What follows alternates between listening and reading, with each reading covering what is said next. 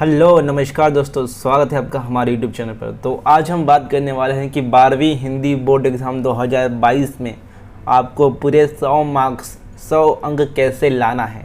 तो देखो 100 मार्क्स आ सकता है हिंदी में 100 मार्क्स लाना सबसे आसान है, क्योंकि महाराष्ट्र बोर्ड का 12th हिंदी बहुत आसान है। ना इसमें 10th की तरह पत्र लेखन है, ना निबंध लेखन है, ना विज्ञापन लेखन है। जैसे ये सब कुछ है ही नहीं। जैसे राइटिंग स्किल का पार्ट इसमें है ही नहीं, कुछ भी नहीं है राइटिंग स्किल का पार्ट। ठीक है, राइटिंग स्किल के नाम पे कुछ नहीं है, सिर्फ थोड़ा सा व्याकरण है बाहर से और कुछ नहीं है 12th हिंदी में। तो 12th हिंदी महाराष्ट्र बोर्ड, इसमें आपका 100 मार्क्स आ सकता है। कौन सी ऐसी बातें हैं जिनको आपको ध्यान में रखना है, आज हम उसके बारे में बात करने वाले हैं। तो देखो, आपका 80 मार्क्स का रिटर्न टेस्ट होता है और साथ ही 20 मार्क्स का जो है वो मौखिक परीक्षा होता है, ओरल टेस्ट होता है। तो मैंने एक वीडियो बनाया है कि ओरल टेस्ट यानी कि हिंदी का मौखिक परीक्षा कैसे होता है। तो आप उस वीडियो को प्लीज़ जाकर देखिएगा, आपको उससे बहुत हेल्प होगी। उस वीडियो का लिंक नीचे डिस्क्रिप्शन बॉक्स में मिल जाएगा। तो चलिए देखते हैं।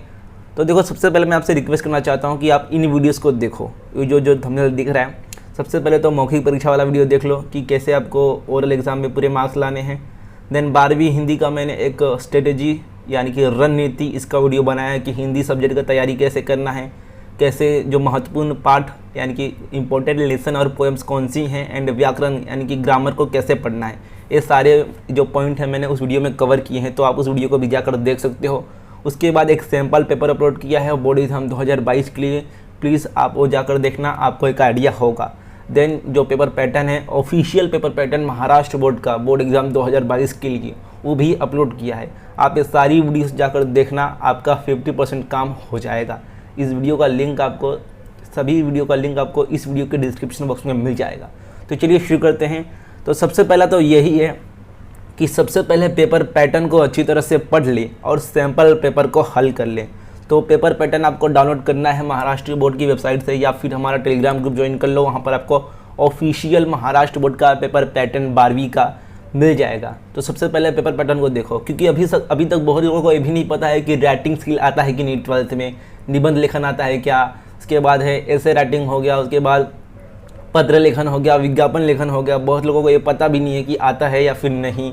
देन बहुत लोगों को ये सब कुछ पता नहीं है कि एप्रिसिएशन हो गया, कि रसास्वादन कितने मार्क्स का आता है।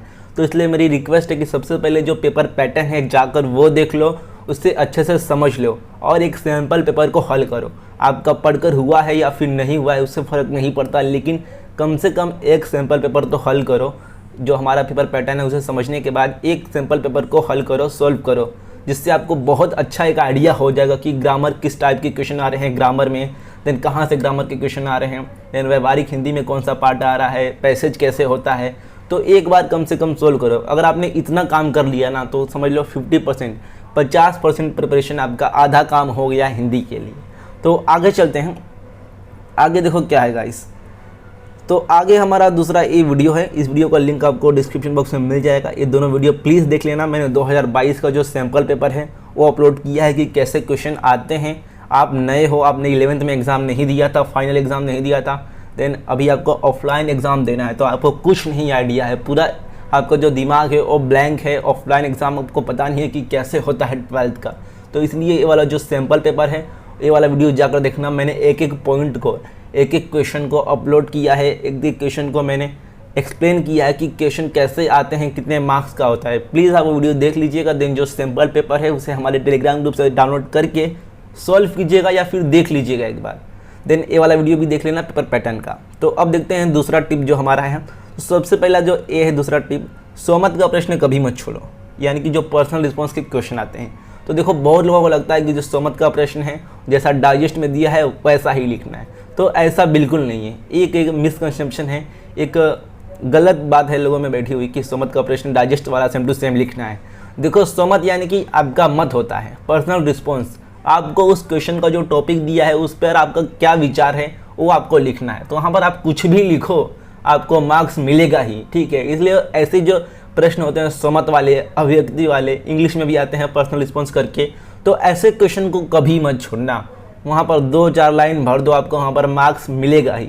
अगर आपने बहुत अच्छे से लिखा होगा तो पूरा मार्क्स मिल जाएगा, लेकिन कुछ भी लिखा होगा तभी भी आपको एक आध मार्क्स मिल जाएगा। इसलिए स्वमत का प्रश्न कभी मत छोड़ना अगर आपको पूरे मार्क्स चाहिए तो। अगर पूरे मार्क्स चाहिए तो वैसे तो कुछ भी मत छोड़ना पेपर में, कुछ ना आए तो कुछ ना कम से कम भर देना पेपर, लेकिन खाली कभी मत छोड़ना पेपर।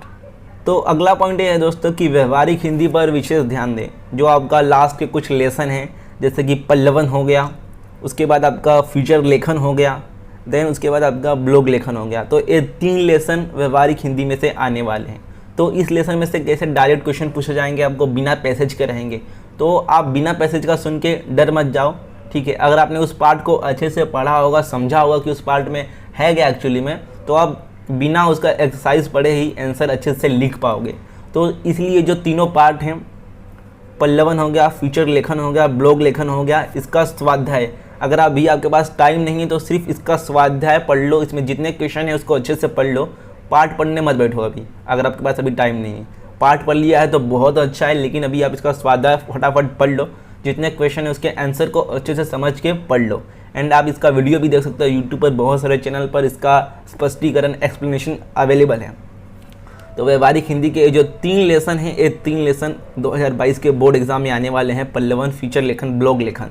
तो इन तीनों को अच्छे से पढ़िए। इसमें से भी जो पल्लवन है वो बहुत इंपॉर्टेंट है, इसमें से क्वेश्चन आने की संभावनाएं हैं ज़्यादा, 90% ऐसे चांसेस है कि इसमें से एक क्वेश्चन आए, लेकिन आप तीनों को पढ़ लीजिएगा, एकदम अच्छे से पढ़िएगा। दोस्तों आपकी देखो जो क्लासेस है वो ऑफलाइन मोड में ओपन हो चुकी है, आपकी दिवाली की छुट्टियाँ भी अब तक ख़त्म हो गई होगी। तो देखो आपको अब तक बहुत सारे डाउट क्रिएट हुए होंगे आपके मन में अलग अलग सब्जेक्ट को लेकर। तो आपके डाउट को क्लियर करने के लिए अनअकैडमी लेकर आया है विनर्स वीक, पूछो और जीतो, जिसमें आप अगर अपने डाउट पूछते हो तो आपको अनअकैडमी का प्लस सब्सक्रिप्शन फ्री मिलेगा 15 दिनों का 10 डाउट पूछने पर। देखो डाउट क्लियर करना आपका बहुत ज़रूरी होता है, क्योंकि डाउट अगर आप क्लियर नहीं करते हो तो आगे जाके वो बड़ी समस्या बन जाता है। और एग्ज़ाम में जब आपके डाउट में से कुछ क्वेश्चन पूछा जाता है तो आपको बहुत पछतावा होता है कि मैंने अपना डाउट क्लियर क्यों नहीं किया। तो इसलिए आपकी इस समस्या को दूर करने के लिए अनअकैडमी ये ऑफ़र लेकर आया है। देखते हैं इसमें क्या है। देखो इसमें आप अनलिमिटेड डाउट पूछ सकते हो कभी भी, 24/7 आपको high quality video solution provide कराया जाएगा। जो आपका क्वेश्चन रहेगा एग्जैक्ट उसका ही आंसर मिलेगा, क्योंकि यहाँ पर 1 लाख से ज़्यादा क्वेश्चन और उसके आंसर हैं। आपको होमवर्क हो गया, एग्ज़ाम हो गया, उसमें गाइड कराया जाएगा उसके थ्रू। तो इसको यूज़ कैसे करना है इस फीचर को, सबसे पहले तो आपको डिस्क्रिप्शन बॉक्स में जाना है, अपनी क्लास के अकॉर्डिंग लिंक पर क्लिक करके Unacademy the learning app download करना है और हमारा जो कोड है SMS उसे यूज़ करके इस फीचर को अनलॉक करना है। देन आपको क्लिक करना है डाउट एंड सॉल्यूशन वाले फीचर पर, उसके बाद आज के डाउट वाले पर क्लिक करो। देन आप चाहे तो जो भी आपका डाउट है उसका इमेज क्लिक कर सकते हो, या फिर अगर आपने पहले से इमेज क्लिक किया होगा तो उसको क्रॉप करके सेंड कर सकते हो। देन आपको बताना होगा कि कौन से सब्जेक्ट का डाउट है, देन आपको इंस्टेंटली इसका सोल्यूशन मिल जाएगा। तो अगर आप 10 डाउट पूछते हो आप, तो आपको 15 दिनों का अनअकैडमी का प्लस सब्सक्रिप्शन फ्री मिलेगा। तो बहुत ही अच्छा ऑफर है, आपको सीखने के साथ, डाउट क्लियर होने के साथ 15 दिनों का प्लस सब्सक्रिप्शन मिलेगा, जिसमें आप अनलिमिटेड कोर्सेज में एनरोल कर सकते हो, बैचेस में जा सकते हो, जो भी आपका टेस्ट है उसमें जा सकते हो, टेस्ट सीरीज़ में नोट्स मिलेगा आपको। तो बहुत सारे फ़ायदे हैं, आप ज़रूर यूज़ कीजिएगा, लिंक डिस्क्रिप्शन में है। आगे चलते हैं वीडियो में। अगला चौथा पॉइंट ये है कि विशेष अध्ययन हेतु कनुप्रिया इस पर अधिक ध्यान दें। तो देखो आपको एक कविता है कनुप्रिया करके, जो थोड़ी बड़ी सी है और थोड़ी एक हार्ड लैंग्वेज में लिखी हुई है, जो समझने के लिए पहली बार में हार्ड लगती है। आप में से बहुत लोगों ने उसे शायद पढ़ा भी ना हो अभी तक। तो देखो ऐसा नहीं करना है, उस कविता को छोड़ना नहीं है, पढ़ना है, क्योंकि उसमें से सीधे 10 मार्क्स के प्रश्न आएंगे बोर्ड एग्ज़ाम में। तो 10 मार्क्स छोटा मार्क्स नहीं है, कम नहीं, आपको उसे पढ़ना है। आप क्या काम करो, सबसे पहले उसे खुद से पढ़ने की कोशिश करो। देन हमारा वीडियो देखो, हमारा ही नहीं यूट्यूब पर किसका भी जाकर उसका वीडियो देख लो स्पष्टीकरण का। उसके बाद स्वाध्याय का वीडियो मैंने डाला है, स्वाध्याय का देखो, सारे प्रश्नों को अच्छे से समझो। देन उसका जो रसास्वादन का वीडियो है जाकर उसे देख लो, तो आपका प्रिपरेशन इस चैप्टर का, इस पोएम का हो जाएगा। ये पोएम थोड़ी हार्ड जाती है पढ़ने में, क्योंकि इसका लैंग्वेज थोड़ा अलग है लिखने का। तो उसे आप समझने की कोशिश करो, इस पार्ट को, इस कविता को छोड़ो मत। कम से कम अगर आपको इसका स्पष्टीकरण पढ़ना नहीं है, ठीक है, आपको हार्ड जा रहा है पढ़ने में, तो इसका स्वाध्याय पढ़ के रखो, ठीक है, लेकिन इसे छोड़ो मत, इसे भी पढ़ना है, बहुत इंपॉर्टेंट है। 10 मार्क्स के लिए प्रश्न इसमें से आएंगे। अब देखते हैं, तो देखो ये वीडियो है कुछ इस पार्ट से रिलेटेड, कविता से रिलेटेड। सबसे पहले तो इसका स्पष्टीकरण वाला वीडियो, देन इसका स्वाध्याय वाला वीडियो, उसके बाद इसका रसास्वादन वाला वीडियो। ये तीनों वीडियो आप जाकर देख लो, आपका ये पार्ट खत्म हो जाएगा, क्लियर हो जाएगा। आगे देखते हैं आगे क्या है। तो देखो 5वां है, उत्तर लिखते समय व्याकरण संबंधी त्रुटियां ना करें। यानी कि देखो लैंग्वेज के सब्जेक्ट में मार्क्स जाते कहाँ हैं, अगर बहुत होशियार बच्चा है तभी भी उसके मार्क्स चल जाते हैं यहाँ पर। और वो रहती है ग्रामेटिकल मिस्टेक्स। तो लिखते समय हम मात्रा को उल्टा दे देते हैं, उल्टा पुल्टा मात्रा कर देते हैं। तो स्कूल के एग्ज़ाम में, प्रीलियम में तो चल जाता है, लेकिन बोर्ड एग्ज़ाम में वो नहीं चलता है और वहाँ पर आधा एक मार्क्स चल जाता है, कट जाता है। तो इसलिए आपको ग्रामेटिकल मिस्टेक नहीं करनी है, मात्रा सही देनी है और अक्षर आपके सुंदर होने चाहिए, तभी आपको पूरे 100 मार्क्स मिलेंगे। नहीं तो अगर छोटी मोटी मिस्टेक हो, आपकी राइटिंग अच्छी ना हो मतलब साफ़ ना हो, आपने चिपका कर वर्ड लिखे हों, ग्रामेटिकल मिस्टेक हो, आपने ई की मात्रा छोटी दे दी हो, ऐसा वैसा जो होता है छोटा मोटा मिस्टेक, तो वहीं पर मार्क्स चल जाते हैं। तो इसलिए अगर आपको पूरे मार्क्स चाहिए तो व्याकरण संबंधित त्रुटियाँ ना करें।